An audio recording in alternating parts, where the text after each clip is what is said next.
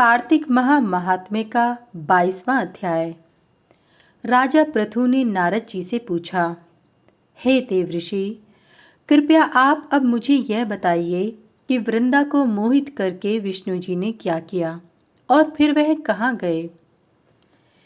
जब सब देवता स्तुति कर मौन हो गए, तब शंकर जी ने सब देवताओं से कहा, हे ब्रह्म आदि देवताओं, जलंधर तो मेरा ही अंश था, उसे मैंने तुम्हारे लिए नहीं मारा है, यह मेरी सांसारिक लीला थी। फिर भी आप लोग सत्य कहिए कि इससे आप सुखी हुए या नहीं।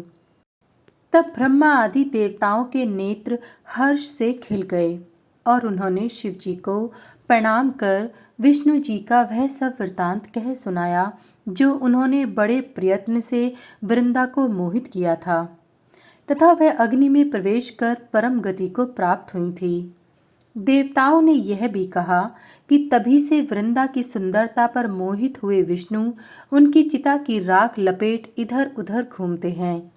अतएव आप उन्हें समझाइए, क्योंकि यह सारा चराचर आपके अधीन है। देवताओं से सारा वृतांत सुन शंकर जी ने उन्हें अपनी माया समझाई और कहा कि उसी से मोहित विष्णु भी काम के वश में हो गए हैं।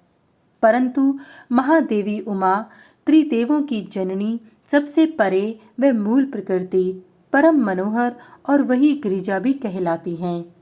अतएव विष्णु का मोह दूर करने के लिए आप सब उनकी शरण में जाइए। शंकर जी की आज्ञा से सब देवता मूल प्रकृति को प्रसन्न करने चले। उनके स्थान पर पहुंचकर उनकी बड़ी स्तुति की।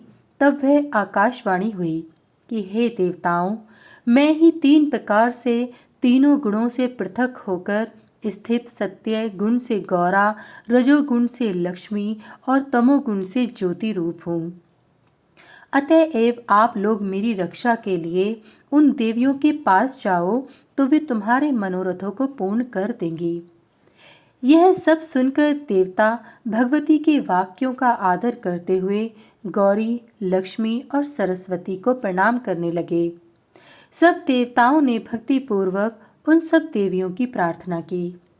उस स्तुति से तीनों देवियां प्रकट हो गईं। सभी देवताओं ने खुश होकर निवेदन किया।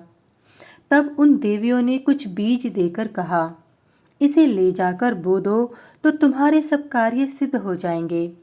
ब्रह्मा आदि देवता उन बीजों को लेकर विष्णु जी के पास गए और वृंदा की चिता भूमि में डाल दिया।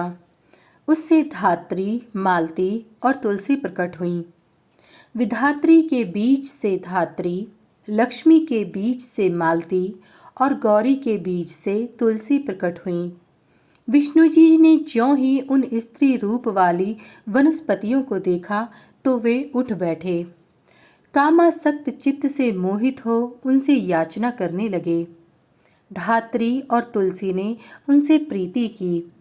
विष्णु जी सारा दुख भूल देवताओं से नमस्कृत हो अपने लोक बैकुंठ में चले। वह पहले की तरह सुखी होकर शंकर जी का स्मरण करने लगे। यह आख्यात शिव जी की भक्ति देने वाला है।